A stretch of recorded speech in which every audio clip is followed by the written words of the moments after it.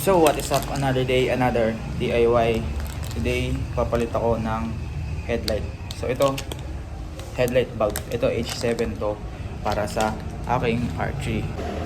Ngayon ito, papakita ko muna yung ilaw niya.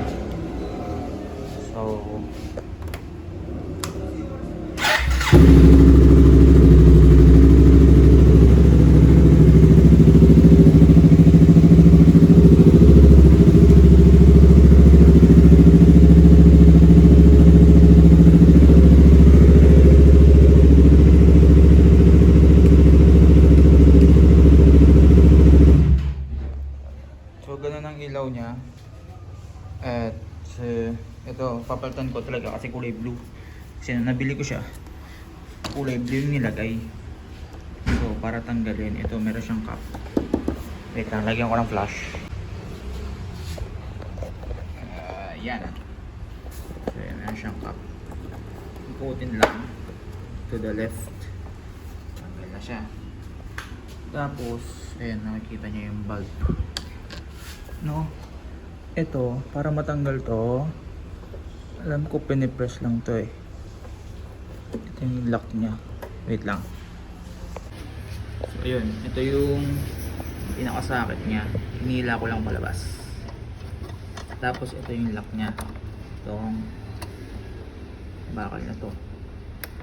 Ngayon hindi ko matandaan paano siya tanggalin, kung tulak, left o hila.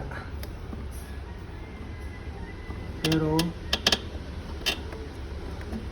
ayun, so ang ginawa ko, tinulak ko siya pababa.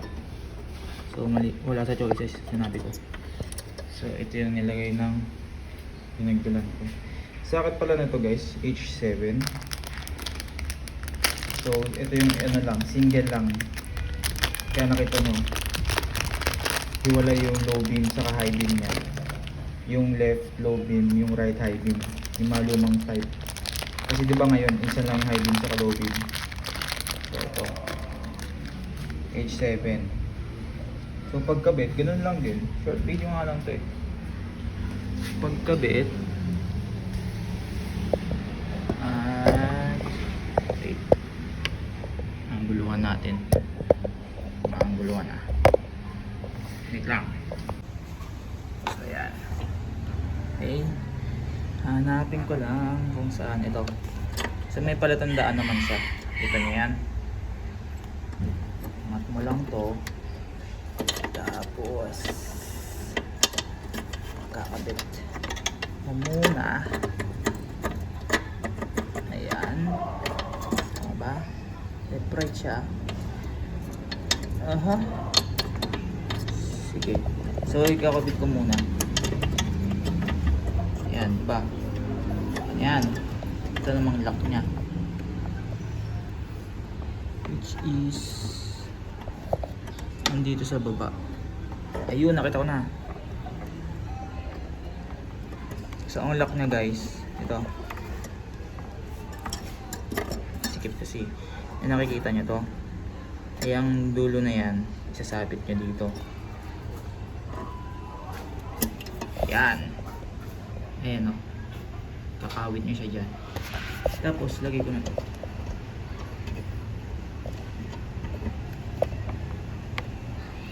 So bago ko siya yan o. So testing ko muna siya bago ko isara.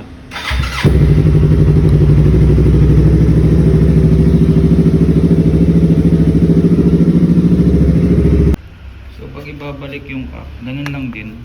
Madali lang. Kung paano ko tinanggal, ganun din ikakabit.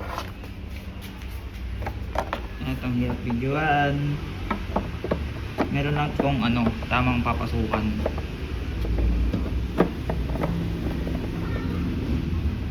Hanapin nyo lang. Pag pumasok na yung parang pinakangipin nya, ayan na yung mga ngipin. Ano pala to, iba-iba yung size. Ito maliit, maliit sa malaki. So hanapin natin asan yung malaki. Asan yung malaki? Okay, ang malaki ay nandito sa taas. Hanapin nyo lang. Pag napasok na siya,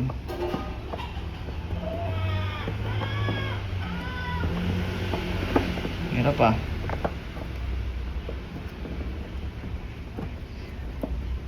Basta pakita ko na sa inyo pag tapos na. So ayan na siya guys.